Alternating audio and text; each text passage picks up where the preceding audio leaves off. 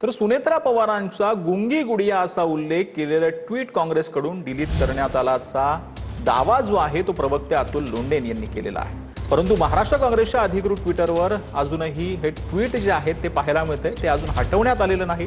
ट्विटमध्ये सुनेत्रा पवारांचा अवमान करण्याचा प्रयत्न नव्हता असंही अतुल लोंढे यांनी म्हटलेलं आहे। सगळ्यांनी पाहिलं त्या प्रेस कॉन्फरन्समध्ये कशा पद्धतीनं कोणाचं वागणं कसं होतं, कसं पत्रकारांना दाबण्यात आलं, त्याच्या अनुषंगाने ते होतं। तरी पण ज्या पद्धतीची रिॲक्शन आली ती लक्षात घेऊन ट्विट डिलीट करण्यात आलं। स्वतः प्रदेशाध्यक्ष हर्षवर्धन सपकाळ यांच्या ट्विटर हँडलवरून त्या संदर्भात खेद सुद्धा व्यक्त करण्यात आला आणि चुकीच्या पद्धतीने ते समजून घेतलं असं सुद्धा दिलगिरी व्यक्त करण्यात आली। त्याच्यानंतरही जे काही सुरू आहे ते स्पष्टपणे दिसत आहे की ते राजकीय पोळी शेकण्याचं काम आहे। ही बीजेपीची प्रवृत्ती आहे। त्या बीजेपीची जी मनस्मृती मानते ती मनस्मृती जी स्त्रीला दुय्यम स्थान देते, स्त्रीला कुठेही सन्मान देत नाही।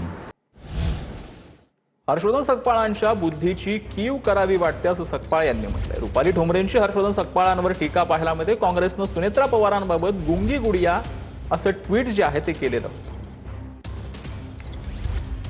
काँग्रेसच्या हर्षवर्धन सपकाळ यांनी हे गुंगी गुडिया असा शब्दप्रयोग करणंच म्हणजे त्यांच्या बुद्धीची कीव येते। सुनेत्रा वहिनी या प्रखर भान असलेल्या नेत्या आहेत। जनतेच्या समोर जाणं, जनतेला अजितदादांसारखंच प्रेम माया या गोष्टी देणं, त्याच्यामध्ये निश्चित 5 महिने गेले।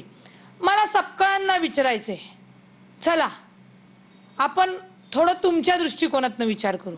तुमच्या घरातली तुमची बायको सौभाग्यवती वारली असं समजा आणि मग तुम्ही घर सांभाळून